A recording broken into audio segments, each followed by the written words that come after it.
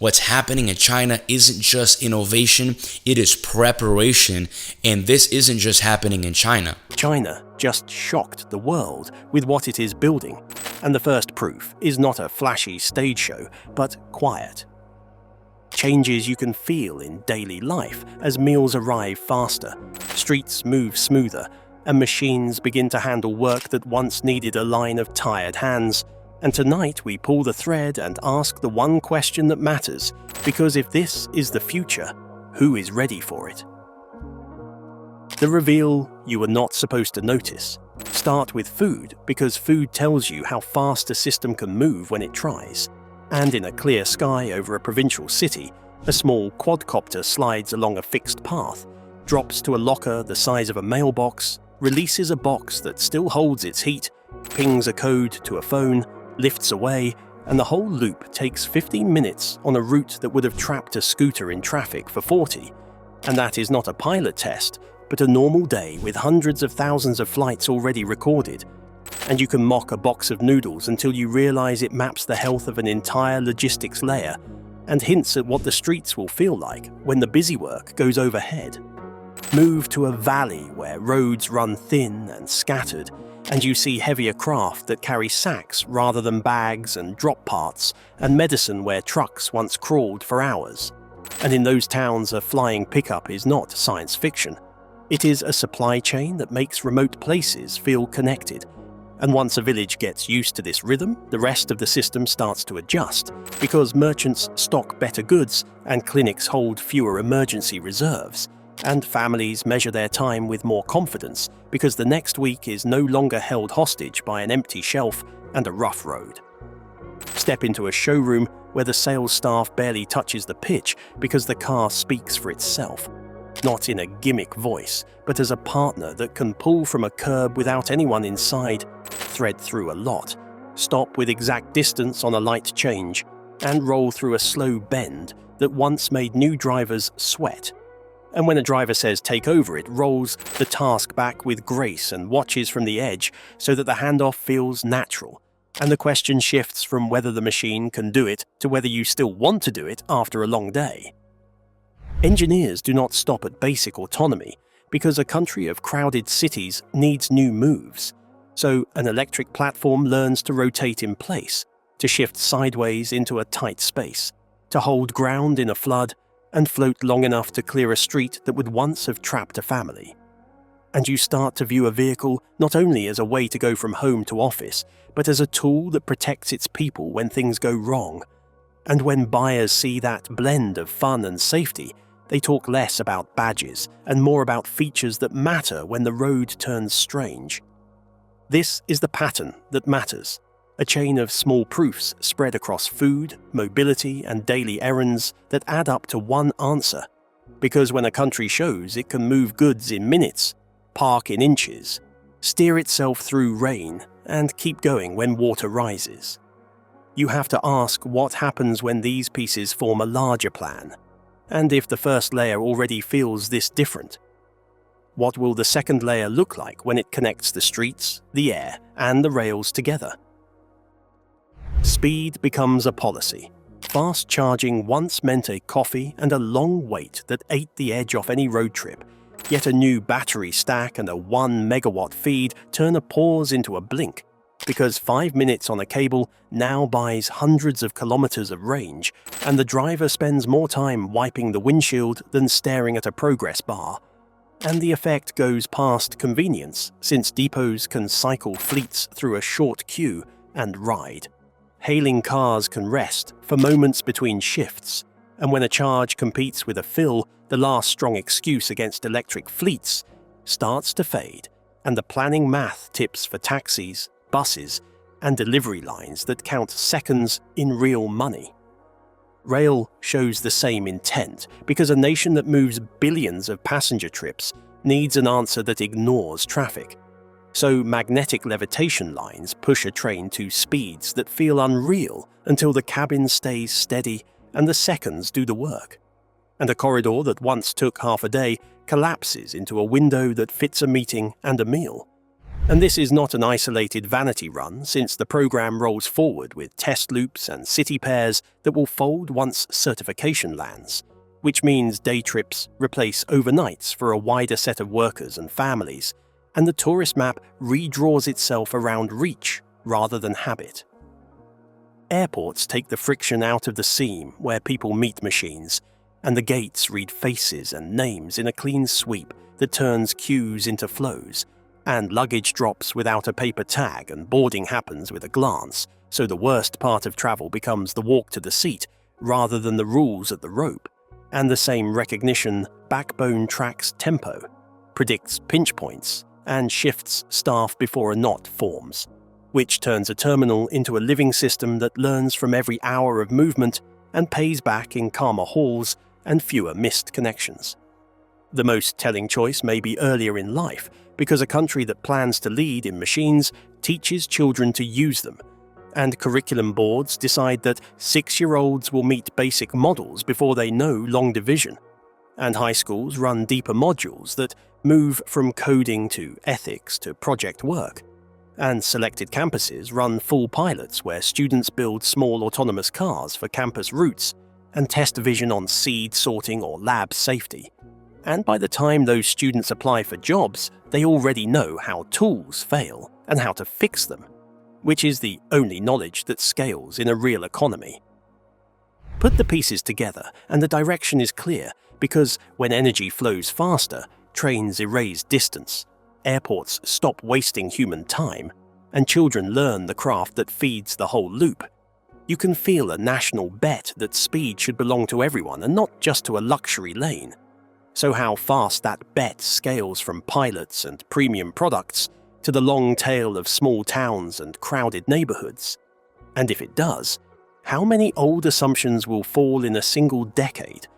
And if the past few years are any guide, the curve will not move in a straight line, because each win creates new demand that forces the next upgrade.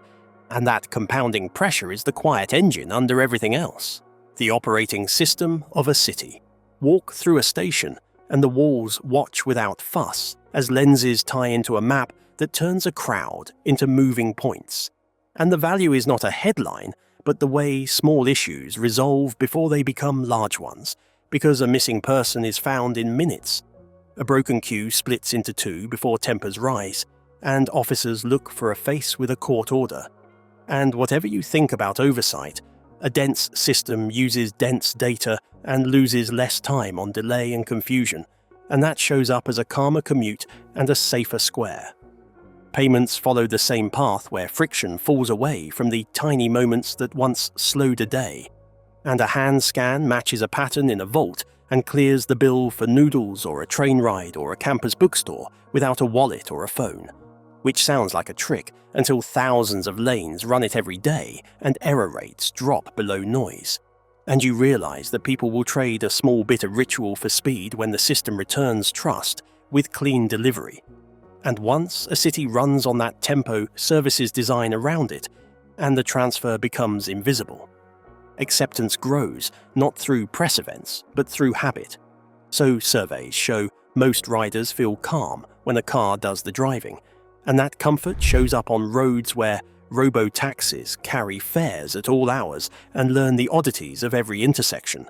And the pilots do not stay inside one district because the map spreads to new towns, and the fleets gather the miles that turn careful software into confident software. And as comfort rises, the old fear loses air because outcomes beat opinions every single day. A city also needs workers who do not sleep, so construction zones fill with haul trucks that obey a route and a pace without a cab, and rollers and pavers that can lay a lane at 3 a.m. without music or chatter, and managers watch from a quiet tent while dashboards show temperature, compaction, and alignment in real time. And the road that opens at dawn came from a site where almost no one stood in harm's way. And that is not only efficient, it is safer in a way that you can measure with injury logs and insurance bills that fall year after year. When cameras help find problems, when hands pay for meals, when cars learn corners, and when roads build themselves through the night. a city begins to feel like software that updates on its own and can rival systems deliver the same reliability at the same price, because once people feel this level of ease, they rarely choose to go back. So what happens when this operating system spreads beyond a few showcase districts into the blunt reality of suburbs and factory towns that need the gains most? Machines. Step out of the lab. Household tasks used to be the last mile that technology could not cross because homes are cluttered and full of edge cases, yet a new class of small humanoids shows that balance and control have matured enough to move through a kitchen, lift a box from the floor, twist a cap, and stack items on a shelf while keeping stable on slick tile. And the reason it matters is cost, because a platform that once required research budgets now approaches a price that a small business can justify as an assistant that never calls in late and that learns a routine in days rather than months. And when owners realize a helper can stock, carry, and tidy while they sell and serve, the math turns in favor of adoption. On fields and courts, machines shaped like dogs prove that four legs still offer the best mix of speed and stability on rough ground, and these platforms take commands by voice, map surroundings with active sensors, hold a steady jog beside a human partner, and perform carry duties that free a person to focus on the job rather than the load. And the showy moves that appear online are less important than the quiet work in factories, warehouses, power plants, stadiums, and stations where they check meters, scout aisles, patrol perimeters, and bring tools to a crew that needs both hands free. Entertainment and service now blur as studios and agencies deploy faces that look and move like people. And the point is not to fool an audience, but to create a consistent presence that never calls in sick and never forgets a script. And museums use them to keep a figure on site all week, while schools use them to host simple interviews and hotel lobbies use them to guide guests through the building. And each year the build quality improves until a passerby pauses because the movement feels natural. Medicine may be the place where distance breaks first, because when a fiber link and a robot arm let a specialist work on a patient thousands of kilometers away, a county hospital gains help that once took a flight and a long wait, and nurses no longer chase carts across the building because small couriers run secure paths to deliver the right medications to the right floor with logs and alerts, and a venipuncture tool that tracks a vein with vision turns a tense bedside moment into a clean first pass. And the larger win is triage and scheduling, where software routes cases and frees staff to focus on the tasks that only a human can do. Every new machine sitting in a home, a ward, or a gate asks a question we should answer now, because as the skills rise and the costs fall, the line between tool and teammate will blur in more jobs. And the challenge is to capture the safety and quality gains while protecting dignity and craft.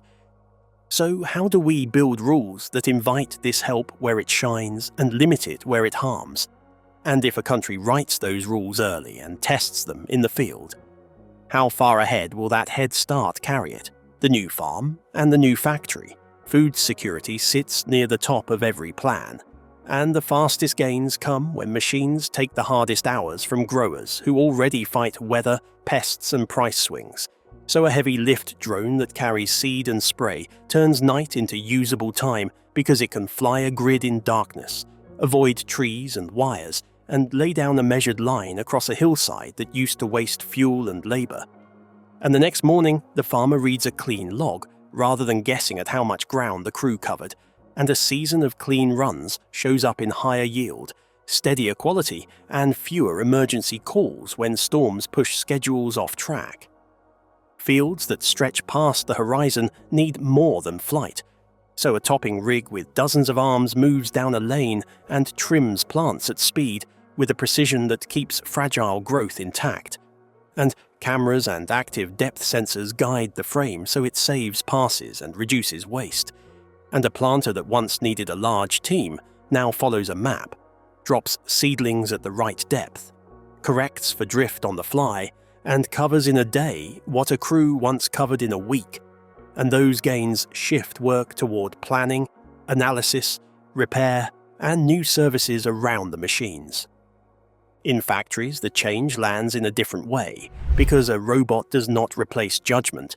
It handles the repeat step that breaks a back and wastes a brain, and collaborative arms run beside staff on tasks that need steadiness and inspection rigs that see more than the human eye catch a defect before it travels 3 stations down the line. And maintenance teams receive alerts before a motor fails, which keeps the line hot and the order on time. And when a plant strings enough of these small saves together, the final metric that matters improves because throughput climbs and scrap falls without burning people out. Logistics glues the plan together because a farm and a plant mean little without movement. So sortation centers raise their ceiling with mobile racks that flow to pickers rather than the other way around, and autonomous tugs tow trains of bins across a warehouse while software reshapes routes each hour to match orders, and small carriers move the last leg in dense districts. And at every stage, a human remains in the loop to handle rare edge cases, which keeps confidence high when the weather turns or a surge hits without warning. With farms that fly at night, factories that see their own errors, and depots that act like live maps, a nation can raise output without burning people out. And what to do with the margin, because if the cost of production falls and delivery gets faster, a society can choose to lower prices, to pay workers more, to fund shared infrastructure, or to try all 3 in phases.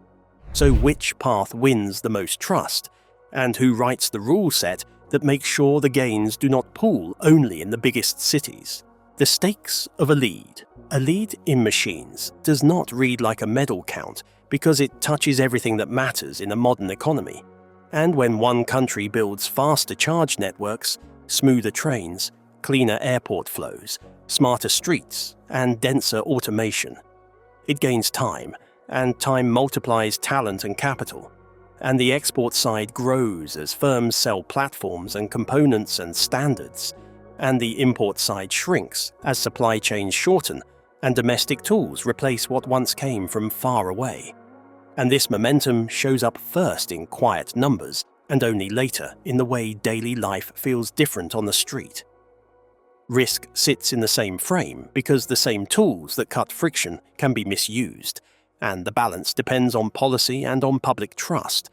So the debate cannot stay abstract since the systems are already live, and the work is to set bright lines around surveillance, to force transparency into the models that make life-changing decisions, to certify safety in ways that mean something to any family, and to keep a space for human judgment in services that grow efficient by minimizing friction so that dignity survives the transition.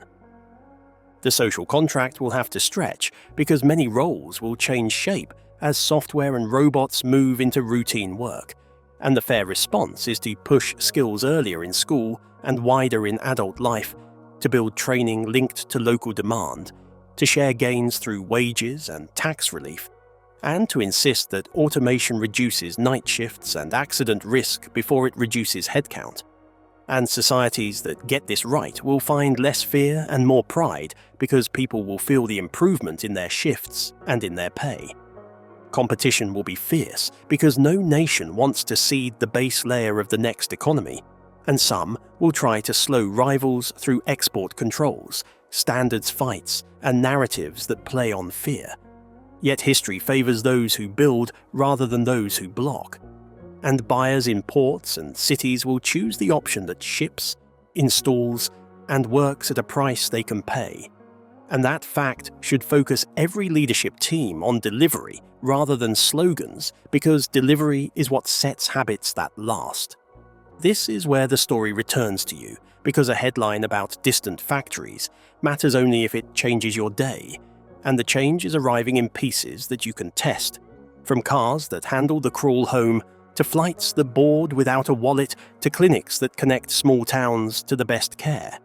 And the question is whether you will learn the tools early and use them to buy time back for your family and your craft, or whether you will wait until the rules are set by someone else. So, as we close, Ask yourself which job in your week should be turned over to a machine and which part of your talent should be spent on deeper work. And then tell us in the comments what piece of this future you want first, because the next release cycle is already on the calendar and someone will shape it.